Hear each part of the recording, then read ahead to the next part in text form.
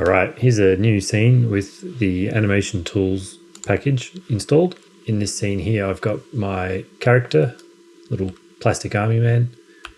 If we zoom in on him, enable gizmos, and just look inside, you'll see that he's got a mouth piece of geometry that has a material on it. And you can see we can swap that material out to be our various mouth poses.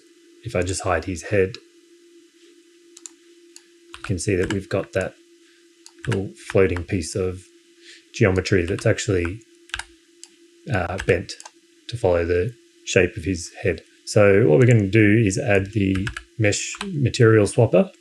First off, you'll need to create a material for each of the textures. If you want to use the included ones in the asset, you can find them under mesh material swapper, textures, mouth shapes. These are just 1024 by 1024 textures of all the various visemes for animation. And for each texture, we've just got a material. All right, so next you want to create a material library. So just right click, create material library. And we'll call this our character, or our character's name. So in this case, I'll just go green plastic army man. And now inside this material library, we want to create a category. So this would be our mouths. And if we had more facial features, for example, eyes, we could have an eyes category here. And now in the mouths, we just want to add each of the materials. And then just drag them into the materials array right there.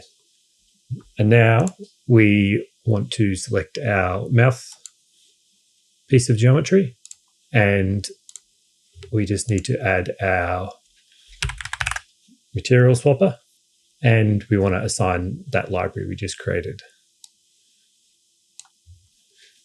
So you can see here we've got the two categories we created. These are our eye materials, which we haven't created any. And then this is our mouths. And you can widen this to see more of those materials. You can see we've got one here that's not quite working. So we can just look at our library and you can see I need to remove this texture here, or this material. So going back to our mouth geometry, once we've got this material swapper assigned, we can simply click on each of these little previews and it will assign that material to the object. So now what we want to do is create an animation, and with recording mode turned on, as we click, this will create an animation key.